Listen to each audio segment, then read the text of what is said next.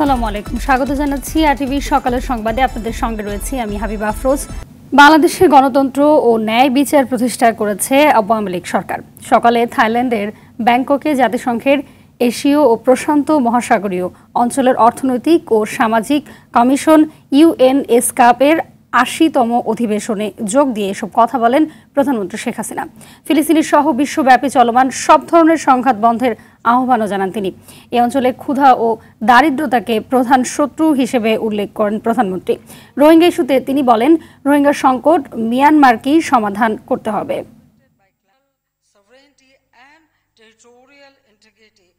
War cannot give any solution, only loss of life. Children, women are the worst sufferer. Younger generation, they lost their life. Then why war?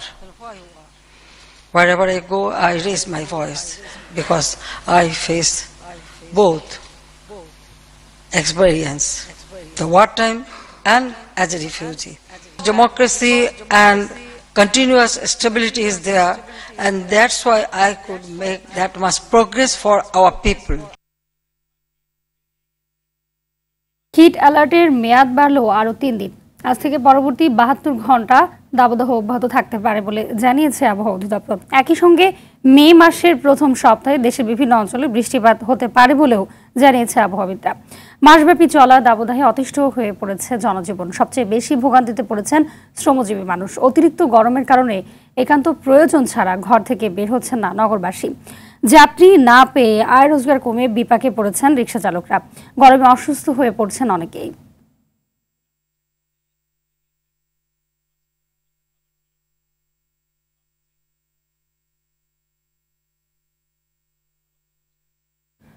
দর্শক, দাবদাহের রাজধানীর পরিস্থিতি জানাতে ফার্মগেট এলাকা থেকে সরাসরি যুক্ত হচ্ছেন সহকর্মী রফিকুল ইসলাম।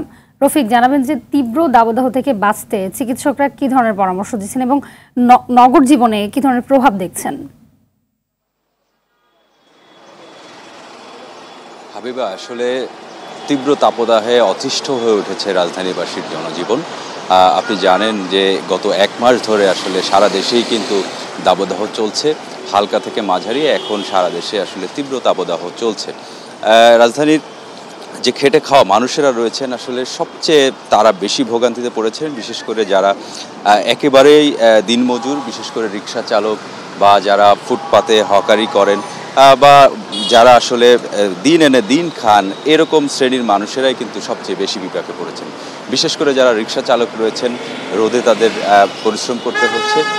তারা আসলে বলছেন যে প্রচণ্ড গরমের কারণে তারা যেমন কষ্ট পাচ্ছেন, পাশাপাশি এই প্রচণ্ড রোদে কিন্তু মানুষ ঘর থেকে কম বের হচ্ছেন, যার কারণে তাদের যাত্রী সংখ্যাও কমে গেছে এবং তাদের আয় রোজগারও কমে যাচ্ছে। যেহেতু তারা আসলে দিন এনে দিন খান, সারাদিন যদি আয় না হয় আসলে তাদের ঘরে কিন্তু বাজার জোটে না। এই দিনে ইনকাম করে রাতে গিয়ে তারা বাজার করে থাকেন।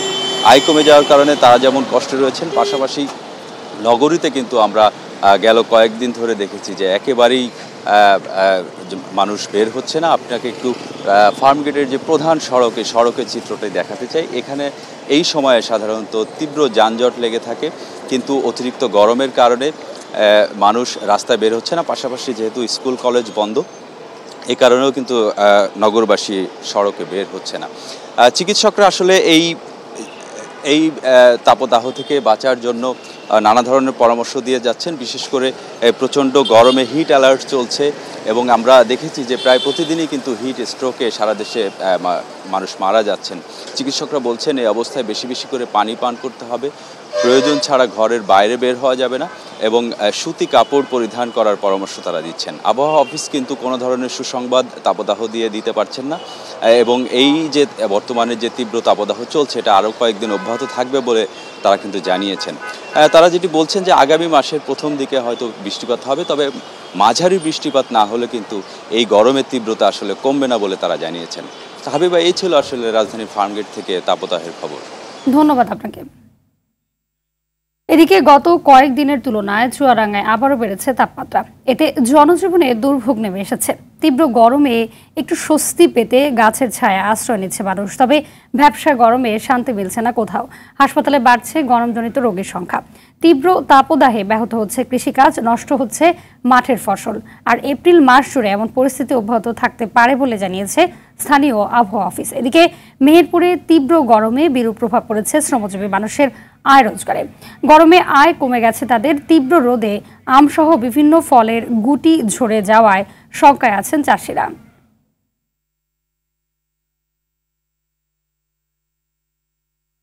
দর্শক, এবার চুয়াডাঙ্গা থেকে সরাসরি যুক্ত হচ্ছেন আমাদের আরেক সহকর্মী জহির রায়হান। রায়হান, জানাবেন যে দাবদাহে জনজীবন ও কৃষি উৎপাদনে কি ধরনের প্রভাব পড়েছে এবং হাসপাতালে বাড়তি কি ধরনের প্রস্তুতি দেখছেন?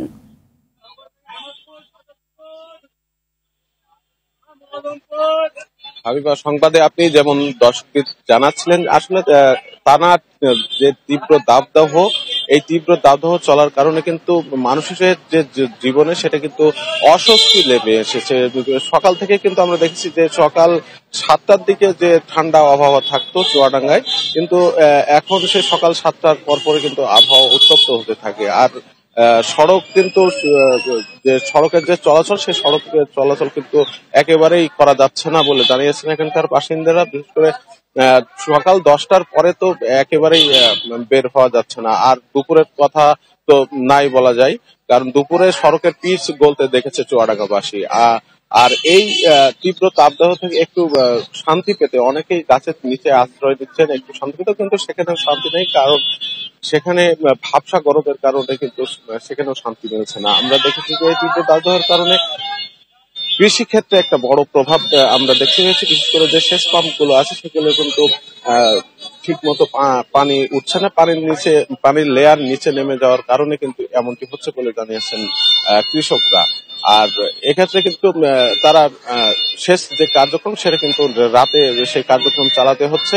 সেক্ষেত্রে কিন্তু যারা বৈদ্যুতিক পাম্পে যারা সেচ কার্যক্রম চালান, লোডশেডিং এর কারণে কিন্তু সেটা বিপাকে পড়েছে। আর হাসপাতালগুলোর চিত্র যদি বলে, হাসপাতালের চিত্র খুবই নাজুক। বিশেষ করে গতকালকে থেকে দেখছি যে চুয়াডাঙ্গা সদর হাসপাতাল সহ যে উপজেলা স্বাস্থ্য কমপ্লেক্স গুলোতে আছে সেগুলো কিন্তু রোগীর সংখ্যা বেড়ে চলেছে, এর ভিতরে শিশু রোগীর সংখ্যা বেশি। তো হাবিবা, এই ছিল চুয়াডাঙ্গা থেকে আমার কাছে সর্বশেষ। ধন্যবাদ আপনাকে। প্রখর রোদ আর তীব্র গরমে তৃষ্ণা মেটাতে অনেকেই পান করে ফুটপাতের লেবু, আখ বা ফলের শরবত। কিন্তু এসব অস্বাস্থ্যকর শরবত পানে তাৎক্ষণিক শান্তি পেলেও ঘটতে পারে বিপদ। চিকিৎসকদের আশঙ্কা, টাইফয়েড, ডায়রিয়া, জন্ডিস সহ পানিবাহিত নানা রোগ ছড়াতে পারে এসব শরবত। বিস্তারিত জানাচ্ছেন নাজিফ ফরাজি।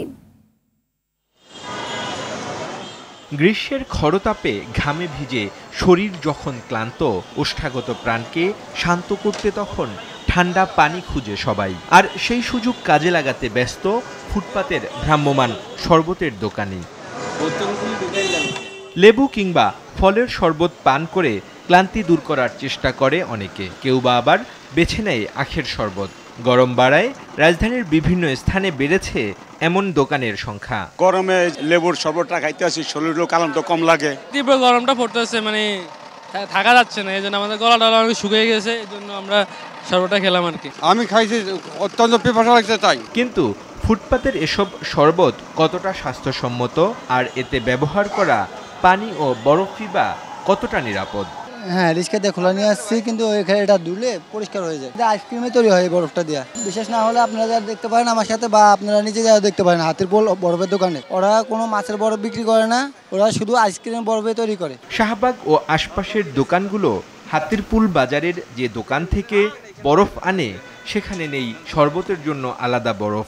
মাছ, মৃতদেহ সংরক্ষণ সবই হয় একই বরফে। আমি আনি মাছ বাজারের জন্য, আমাদের এখানে মাছ বাজার আছে না, অন্য কোনো বরফ আসে না, শুধু মাছ বাজারের জন্য আসে। এই পানি দিয়ে আপনি সব কাজে ব্যবহার, লাশে ব্যবহার করতে পারেন, মাছে ব্যবহার করতে পারেন, সব কাজে ব্যবহার করতে পারেন।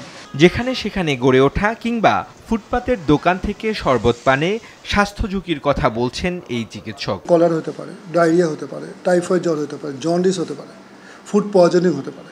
ফলে এটাও কিন্তু এই যে পানিটা অত্যন্ত জরুরি, কিন্তু ভুল প্রিপারেশনের জন্য অথবা কন্টামিনেশনের জন্য সেটা কিন্তু আবার উল্টার দিকে আপনি কিন্তু জীবন সংহারী হতে পারে। বরফ কিংবা বেশি ঠান্ডা পানীয় ও খাবার বিপদ ডেকে আনতে পারে বলেও জানান অধ্যাপক ডাক্তার সোহেল মাহমুদ আরাফাত। পানি ঠান্ডা খেয়ে পানি রিপ্লেস করলাম, কিন্তু আমার তো ঠান্ডা যাদের আছে গলা ব্যথা হতে পারে, টনসিল, ফেনিনজাইটিস, কোল্ড যেটা আমরা বলি, সেটা কিন্তু আবার বাড়তে পারে। নাজিফ ফরাইজি, RTV, ঢাকা। মিয়ানমার থেকে পালিয়ে এসে বাংলাদেশে আশ্রয় নেয়া দেশটির 288 জনসেনা ও বিজিবির সদস্যকে ফেরত পাঠানো হয়েছে। সকাল 6টার দিকে কক্সবাজার শহরের নুনিয়াছড়া BIWT জেটি ঘাটে বাংলাদেশের একটি বেসরকারি জাহাজে তোলা হয় তাদের। এরপর গভীর বঙ্গোপসাগরে অবস্থানরত মিয়ানমারের বড় জাহাজে করে তারা সে দেশের উদ্দেশ্যে পাঠানো হয়। এ সময় বাংলাদেশ ও মিয়ানমার সরকারের প্রতিনিধিরা উপস্থিত ছিলেন। এর আগে বান্দরবানের নাইখংছড়ি থেকে বিজিবি হেফাজতে কঠোর নিরাপত্তায় জেটি ঘাটে আনা হয় বাংলাদেশে আশ্রয় নেয়া বিজিবি ও সেনা সদস্যদের। এদিকে গতকাল একই ঘাট দিয়ে দেশে ফেরেন মিয়ানমারের দীর্ঘদিন কারাবন্দী থাকা 173 বাংলাদেশি।